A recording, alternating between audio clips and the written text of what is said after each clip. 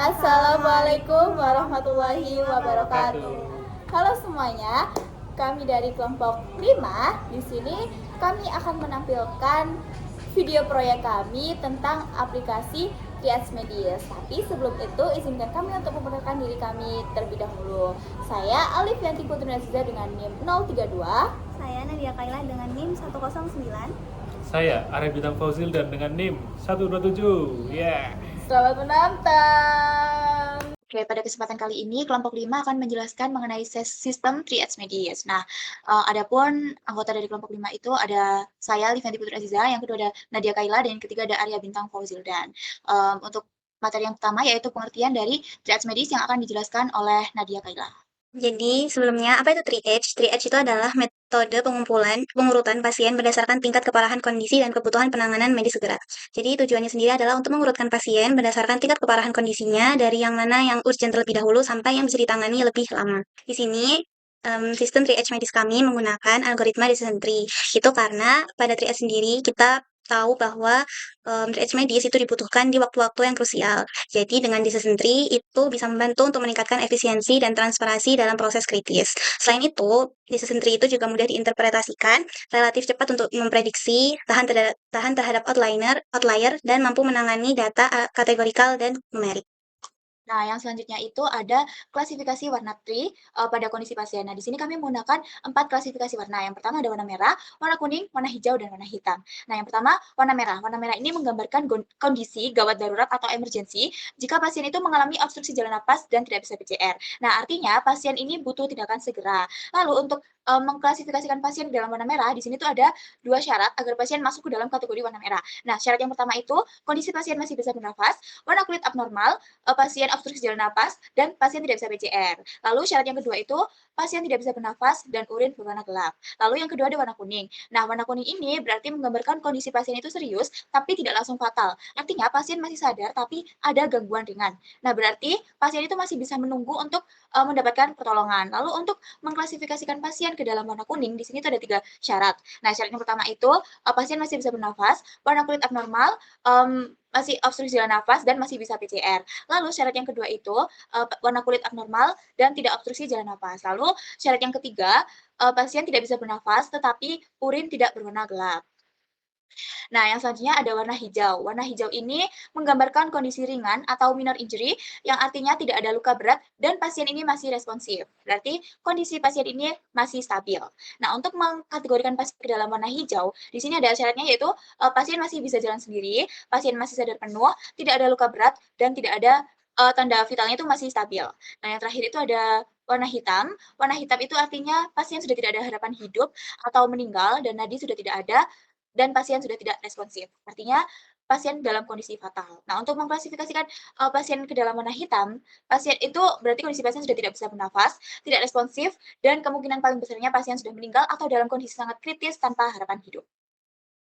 Oke, sekarang melanjutkan pada pemrograman struktur data dan algoritmanya untuk membuat triase UGD ini.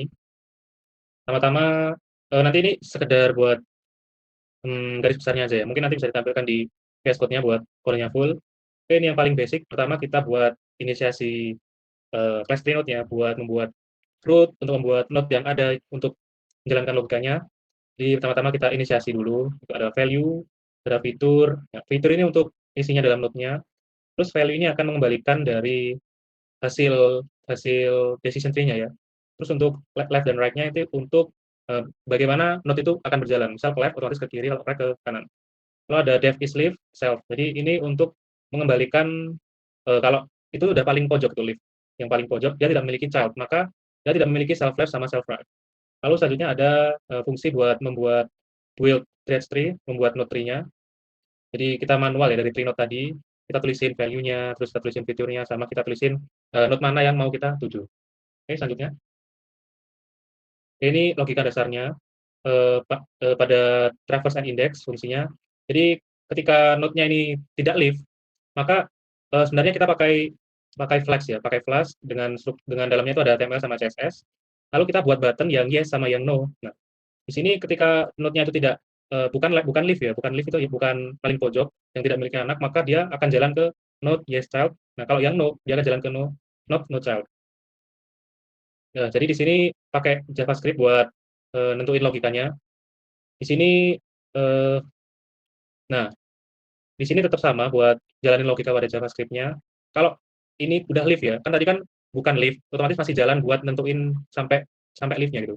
Jadi yang ini if answer is none, jadi if current node is live, maka return current node label. Maka dia akan mengembalikan node yang terbaru itu, yaitu berisi value yang tadi kita buat di awal inisiasi. Oke, gitu aja. Mungkin kita mau lihat struktur data algoritma lengkapnya di VS Code. Oke, yang tadi udah aku jelasin, ini buat inisiasi tree-node-nya ya. Yang ini class tree-node sama fungsi isLeaf. Sebelumnya harus import dulu buat bikin dari eh, grafik dari binary tree-nya. Kita tadi kan pakai binary tree buat nentuin hasil dari warna pasien kan. Pertama-tama ini import class buat tampilannya, kan karena kita pakai HTML sama CSS. Terus grafis buat bikin grafik dari tree-nya. Oke, tree node udah. Terus ini yang ini dev build create tree ini untuk membuat node-nya secara manual. Jadi kita masukin tree node, ini value ini udah leaf ya, yang merah kuning hijau hitam ini udah value. Nah, terus ini ada cabang-cabangnya atau child-nya dari root gitu. Jadi ini misalnya bisa PCR, tree node, fitur ini adalah isi dari node-nya. Nah, left-nya ini dia punya dari misalnya dari bisa PCR left maka dia ke merah gitu. Ke merah node, maka dia akan mengarah ke hasil leaf-nya itu merah ya. Tuh. Pokoknya ini dari root-nya itu ini dari yang paling paling pucuk yaitu ini root, root node, tree node. Nah, apakah pasien bisa bernapas dulu karena itu paling krusial. Lalu kita jalanin fungsinya di bawahnya. Lalu untuk mengenerate gambar dari tree-nya, kita menggunakan visualize tree. Sini. Lalu kita menggunakan logika ini, if not is left, if not is leaf ya. Ini daunnya yang paling pojok. Maka dia bentar, oke. Ini is leaf. Nah, ini ketika dia node-nya ke left, ya maka dia not left ya, tanpa sama. Terus if not right, maka dia ke kanan gitu. Ke return current not ID. Maka dia akan jalan terus gitu sampai dia ketemu leaf-nya yang paling pojok. Lalu ini sebenarnya adalah template buat tampilannya ya, buat tampilan simpelnya. Kita pakai Flask, terus langsung aja ke logikanya. Sebenarnya ini bisa dipisah dalam file-file lain kayak install CSS atau script.cs, namun ya terserah nanti. Terus nah ini buat nentuin ketika user itu ngeklik pada laman Flask sini. Nah, karena kita bikin dua button yaitu yes sama no, maka ketika user itu mencet yes, maka dia akan jalan ke right. Dan kalau no, dia akan ke left atau ke kiri. Nah, karena nanti ketika kita dapat value-nya itu adalah leaf, maka dia akan mengembalikan dari node sekarang, nanti current node value. Dia akan mengembalikan node yang terakhir dia punya. Jadi misalnya node-nya itu merah, dia akan mengembalikan merah. Oke, udah. Nah, untuk mendeploy-nya kita bisa buka browser di ini ya, di HTTP sama di localhost. Langsung aja kita jalanin. Nah, dari yang kita buat terhadap saat kita left node untuk node right, node left seperti ini. Jadi yang yes tadi itu adalah node right ya, yang tadi yes. Nah, ini yang ya, tadi inisiasi ya sama tidak aja. Nah, untuk fitur itu adalah yang ini, misalnya nafas normal. Jadi ini adalah fiturnya. Lalu ketika dia sampai menemukan leaf, ya leaf itu yang pojok pojok ini cabangnya, maka dia akan mengembalikan value. Dan dia tidak akan mempunyai child lagi. Yang child itu adalah tidak memiliki yang node left sama node right lagi. Oke, langsung kita jalanin program sederhananya buat nentuin pasien ini bakal masuk kategori apa gitu. Oke, tadi setelah kita pakai link dari localhost yang kita punya, ini ya, kita bisa copy di sini atau copy di sini localhost atau 127 ini 5000. Terus kita langsung diarahkan ke website ini. Ini awalnya dari ini adalah root-nya dari triase tadi. Sini apakah pasien bisa bernapas? Lalu kita membuat sebuah decision antara ya atau tidak.